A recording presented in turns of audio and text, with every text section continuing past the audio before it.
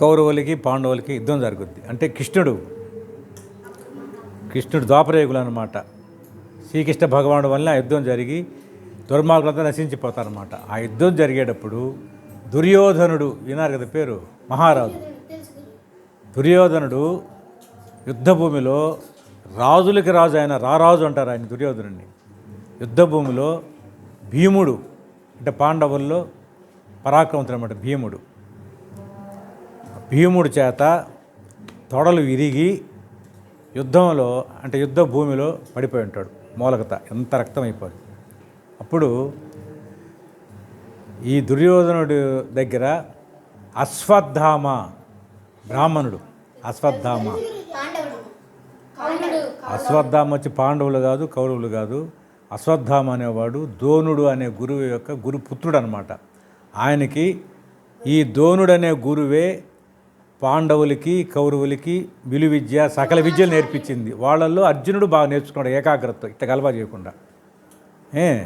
తర్వాత ఇప్పుడు ఈ అశ్వత్థామ అనేవాడు కొడుకైనా వాడు తులిపని భక్తేషులాగా వాడికి అన్ని అస్త్రాలు నేర్పిలా, అస్త్రాలు శస్త్రాలు నేర్పిలా. ఎందుకంటే తులిపి కదా, అందుకని నేర్పిలా.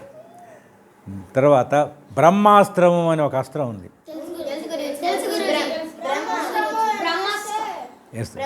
ఈ అస్త్రాన్ని ప్రయోగించేది ఒకటి ఉంటుంది. తర్వాత ఉపసంహరించుకోవడం ఉంటుంది. ఇప్పుడు నాగాస్త్రం ఉంటాడు, నాగపాములు వస్తాయి. దాన్ని మళ్ళీ మంత్రం చెప్పి మళ్ళీ అన్నీ రిటర్న్ అయిపోతాయి. మళ్ళీ అట్ట కాకుండా దాన్ని ఉపసంహరించే మంత్రం కానీ తెలియదు అనుకో, ఇంకోటి ఏం చేయలేడు. అది తెలియాలా, ఇది తెలియాలా, మనం పోయేది తెలియాలా, వచ్చేది కూడా తెలియాలా. కాబట్టి అస్త్రము శస్త్రము. అస్త్రం అంటే మంత్రం చెప్పి ప్రయోగించేది, అది అందరికీ రాదు. గురువు దగ్గర విద్య నేర్చుకొని మనం చెప్పే ధ్యానం, యోగా, తపస్సు ఒక శక్తి సంపన్నులకి వస్తుంది అనమాట. అటు అనుకొని అగ్నాయస్త్రం అని చెప్పి వదిలేనుకో, అగ్ని వచ్చేస్తుంది. నాగాస్త్రం పాములు వచ్చేస్తాయి. వరుణాస్త్రం వర్షం వచ్చేస్తుంది. నమ్మోహనాస్త్రం ఒక దేవతలాగా వచ్చేసి అంత మత్తు పదార్థం చల్లేస్తుంది, నిద్రపోతారు అందరూ. అట్లా మళ్ళీ దాని పరిహారం ఉంటుంది, మళ్ళీ మేల్కొనే అస్త్రం. ఇట్లా అస్త్రము శస్త్రం అది అనమాట. అడిగిందని శస్త్రం అంటే మామూలు ఇప్పుడు బాణం తీసి బోయవాడు వేస్తల బాణం, బోయేవాళ్ళు మన చూస్తల్లా బాణం వేసి ఈ పక్షుల్ని తర్వాత జింకల్ని ఇవి చంపేదానికి బాణం వేస్తల్లా అవి మామూలుగా అందరూ ఉపయోగించేది. ఇదేంటంటే పవర్ ఉన్నోళ్ళు, గురువు దగ్గర విద్య నేర్చుకున్నోళ్ళు, మహానుభావులు ఉన్నోళ్ళు ఉపయోగించేది అస్త్రం అనమాట. నాగాస్త్రం ఇట్లా. సరే, ఈ రకంగా ఇప్పుడు దుర్యోధనుడు పడిపోయి ఉంటాడు. దుర్యోధనుడు యొక్క రాజ్యంలో అశ్వత్థామ అనేవాడు ఆయన కొలువులో ఉంటాడనమాట. ఈ అశ్వత్థామ ఇద్దరి నుంచి పోతూ ఈ దుర్యోధనుడిని, మహారాజా నువ్వు రాజులకి రాజువి, నువ్వు ఇట్లా దిక్కులేని స్థితిలో ఇక్కడ పడిపోయి ఉండవు, తొడలేరిగేసి నీ పగ నేను తీరుస్తాను, పాండవులు నేను సంహరిస్తాను అని యుద్ధం అయిపోయింది. రాజు పడిపోయాడు, రాజు పడిపోయాడంటే ఇంక అంతా అయిపోయినట్టే అని ఆయన చెప్తాడు. దుర్యోధనుడు దుర్మార్గుడు కదా, ఎట్టా చచ్చిపోతున్నాడు, ఎట్ట పోతే పోయి అనుకోవచ్చు కదా. అబ్బా అశ్వత్థామ నువ్వు భలే మాట చెప్పావు, నాకు భలే సంతోషంగా ఉంది. నువ్వు అశ్వత్థామ అనేవాడు కూడా పౌరమాట, వాడి దగ్గర అస్త్రాలు ఉన్నాయి. అందులో రుద్రుడు అంశతో ఆయన జన్మించాడు. రుద్రుడు అంశ అంటే శివుడు అంశతో జన్మించాడు అనమాట. అతను పవర్ఫుల్ కాబట్టి నువ్వు సంహరించు, నేను సంతోషిస్తాను పాండవుల్ని అని చెప్పి అంటాడు. అప్పుడు ఏం చేస్తాడు తెలుసా, కృపాచార్యుడు అనే ఆయన కూడా బ్రాహ్మణుడే, గురువు ఆయన తీసుకెళ్ళి పాండవులు రాత్రిళ్ళు అంటే యుద్ధం జరిగేటప్పుడు ఏంటంటే గుడారాలు వేసుకుంటారు, సైనికులు గుడారాలు వేసుకొని ఆడ ఉండి ఉదయాన్నే పోయి యుద్ధం చేస్తుంటారు అనమాట. ఇప్పటిలాగా బాంబులు టపాసులు అవి కాదు. అప్పుడు బాంబులు, ఆటం బాంబులు, రాకెట్స్ అవి కాదు. అప్పుడంతా ఏంటంటే డైరెక్ట్ కత్తితో యుద్ధం, శూలాలతో యుద్ధం, బాణాలతో యుద్ధం, అట్లా అనమాట. రకరకాల యుద్ధాలు ఉంటాయి. నిలబడి యుద్ధం పరదళం అంటారు, గుర్రాల మీద యుద్ధం అంటే అశ్వదళం అంటారు, మళ్ళీ గజ బలం ఏనుగుల మీద, రథాల మీద, ఇట్లా రకరకాలుగా యుద్ధం జరుగుతుంది అన్నమాట. సరే, ఇతను పాండవులు రాత్రి నిద్రపోతుంటారు, చేతులు తిన్న నేను రాత్రిళ్ళు పోయి పాండవుల్ని సంహరిస్తానంటాడు. అది అధర్మం అనమాట. యుద్ధం అనేది శంఖం వస్తారు, యుద్ధం రాగానే ఓ అన్నట్టు వాళ్ళు వస్తారు. అంటే మేము యుద్ధానికి వచ్చాము మేము అనేసి అప్పుడు యుద్ధం చేయాలా.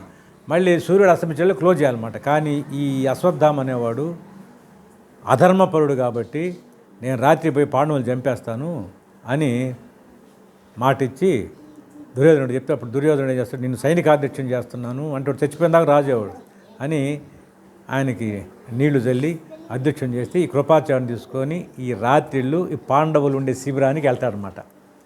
పోతే కృష్ణుడు దేవుడు కదా, మహానుభావుడు. వీళ్ళు పోకముందు కృష్ణుడు ఏం చేస్తాడంటే, యుద్ధం చాలా వరకు అయిపోయింది, చాలామంది చనిపోయారు, దుర్యోధనుడు పడిపోయాడు, కాబట్టి ఈ రాత్రి మీరు ఇక్కడ వద్దు, గంగా తీరానికి వెళ్దాం, మనం ఆడ నదీ తీరం పక్కన నిద్రపోతాము, మనకు అది ప్రశాంతత శాంతి అనేసి ఈ పాండవులు ఎవరెవరు నాన్న పేర్లు చెప్పండి. ఫస్ట్ సీరియల్ ధర్మరాజు, భీముడు, అర్జునుడు, నకులుడు, సహదేవుడు. ఈ 5 మంది యొక్క భార్య ద్రౌపది. అది ఇప్పుడు వద్దులే మీకు, ఇప్పుడు అనా పాండవులకి కౌరవులకి అందరికి ఒకే గురువు నాన్న ద్రోణాచార్య. ఇద్దరికి ఇద్దరికి నేర్పించింది ఆయన. కానీ వీళ్ళు అర్జునుడు శక్తి సంపన్నుడయ్యాడు. సరే, వీళ్ళు నువ్వేందాక భార్గవ అన్నా చూసా, కర్ణుడు గురువు వచ్చి భార్గవుడు, అందుకని కర్ణుడు కూడా అంత పవర్ఫుల్ అన్నమాట. సరే, వీళ్ళని తీసుకొని కృష్ణుడు వెళ్ళిపోతాడు గోదావరి తీరానికి. సరే, లోపల ఎవరు ఉంటారు? కర్ణుడు వాళ్ళ పక్కన అన్న, కౌరవుల పక్క. లోపల తెలిస్తేనే చెప్పినది గమ్ముకుండా, లోపల వచ్చేసి ఈ పాండవుల పుత్రులు ఉంటారు, అంటే వాళ్ళ బిడ్డలు, పంచపాండవులు అంటారు వాళ్ళు 5 మంది పడుకో ఉంటారు. ఇంకా తర్వాత వేరే వాళ్ళు కూడా దుష్టోద్ధముడు అని చెప్పి ద్రౌపది అన్నమాట. పాండవుల పక్కన అధిపతి ఆయన ఒక సెకండ్ ఆయన ఏంటంటే సగం మగ సగం ఆడనమాట. భీష్ముడిని చంపేదానికి ఆయన పుట్టాడు. వీళ్ళందరూ పడుకో ఉంటారు. ఈ అశ్వత్థామకి తెలియదు కదా ఎవరైందని. లోపలికి పోతాడు, శివుడిని ఆరాధిస్తాడు, హోమం చేస్తాడు, ఒంట్లో పవర్ వస్తుంది, ఇంకా బాణాలు తీసుకుంటాడు, ధనస్సు తీసుకుంటాడు, కృపాచార్యుడిని బయట కాపలా పెడతాడు, ఎవరిని బయటికి రానిద్దని బాణాలు వేస్తాడు. పాపం నిద్రలోనే ఈ పాండవుల పిల్లకాయలు అంటే వాళ్ళ పుత్రులు 5 మంది చనిపోతారు. అట్లాగే భీష్ముడు చంపిల్ల అతను చంపేస్తారు. అట్లాగే ద్రౌపది వాళ్ళ అన్న దుష్టోద్ధముడు అతన్ని చంపేస్తాడు. వీళ్ళందరినీ చంపేసి వెళ్ళిపోతాడు. వాళ్ళు గంగా తీరంలో నిద్రపోయేసి తెల్లారి శ్రీకృష్ణుడు, పంచపాండవులు అంటే ధర్మరాజు, వీళ్ళందరూ ద్రౌపది వచ్చేలేక వీళ్ళందరూ చచ్చిపోయి ఉంటారు. అంత రక్తం అనమాట. తల్లి కదా ఆమె, 5 మంది బిడ్డలు చనిపోతే ఓ అని ఆమె తల్లి పాపం ద్రౌపది దేవి ఏడుస్తూ ఉంటుంది. అప్పుడు భీముడిని పిలిచి, నువ్వు ఇది వాళ్ళకి అర్థమైపోద్ది అప్పుడే.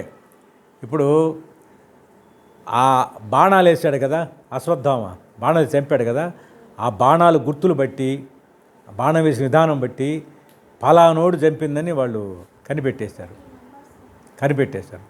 ఇప్పుడు పోలీసు వాళ్ళు దొంగతనం చేస్తే వేలు ముద్దలు బట్టి పలానోడు చేశాడని కూడా చెప్పచ్చు. వేలు ముద్దల్ని కంపేర్ చేసి, అది డిఎన్ఏ వేరు నాయన. డిఎన్ఏ వచ్చేసి ఈ బిడ్డ వాళ్ళకి పుట్టినోడా కదా దానికి డిఎన్ఏ టెస్ట్. అది అట్ట కాదు, ఫింగర్ ప్రింట్స్ అంటారు. ఫింగర్ ప్రింట్స్ ఎక్స్పర్ట్ అని ఒకటి ఉంటాడు. ఇప్పుడు దొంగతనం జరిగింది, వాడు దొంగతనం చేసేటప్పుడు వాడు తెలియకుండా వాడి ముద్రలు పడతాయన్నమాట ఆడ బీరో మీద.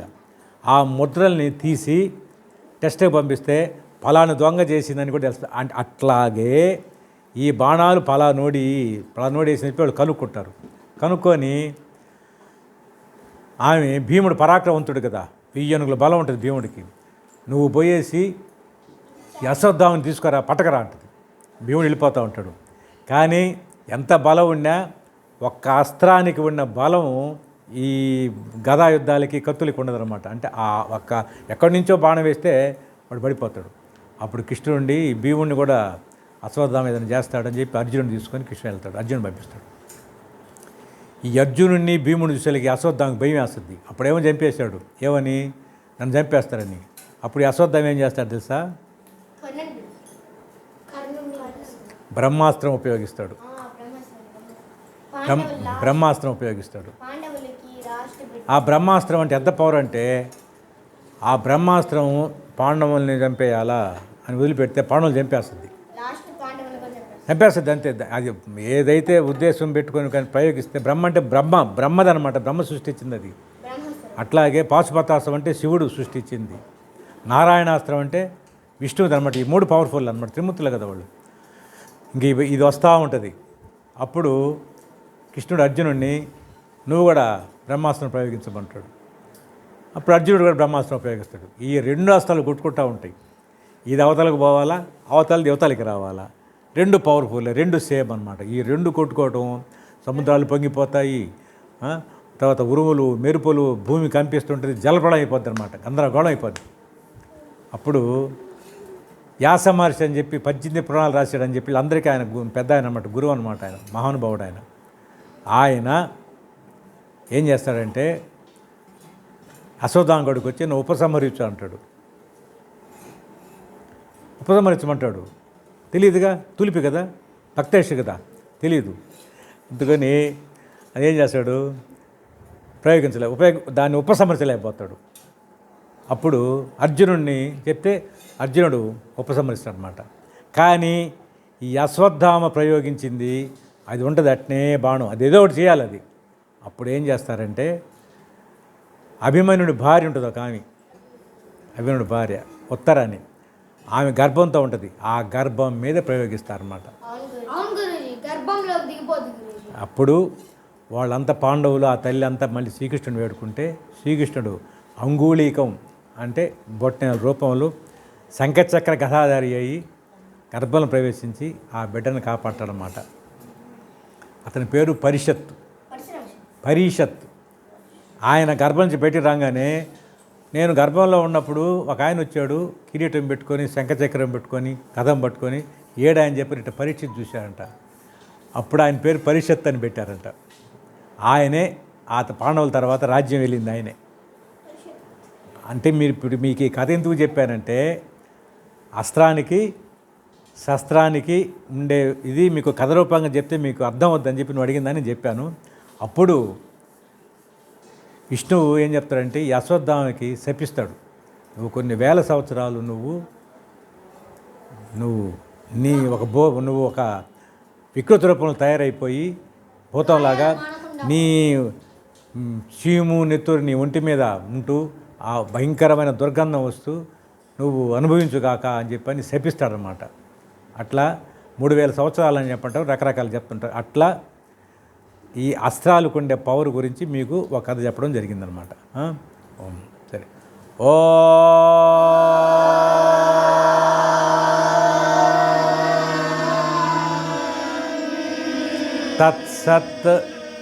తత్సత్ ఇది ఎందుకు చెప్తున్నామంటే, ఓం తత్సత్ అనేది అది బ్రహ్మకి ఓం అంటే బ్రహ్మ, తత్ అంటే అది, సత్ అంటే సుద్రూపం అన్నమాట. ఓం తత్సత్ ఇది నిర్దేశ బ్రహ్మణ విస్తృత బ్రహ్మణాస్తేన వేదాచ అజ్ఞాత వితాపుర అని భగవత్ శ్లోకం ఉంది. అంటే బ్రాహ్మణులు, వేదాలు ఇవన్నీ కూడా ఈ ఓంకారం నుంచి పుట్టాయన్నమాట. సృష్టి కానీ మొత్తం ఆ ఓంకారానికి అంత విలువ ఉందన్నమాట. అందుకనే మనం ఎప్పుడైనా నిద్రలేసిన తర్వాత కానీ పడుకునేటప్పుడు కానీ ఓం అని చెప్పుకుంటూ ఉంటే మనలో ఒక రకమైన శక్తి వస్తుందన్నమాట. సరే.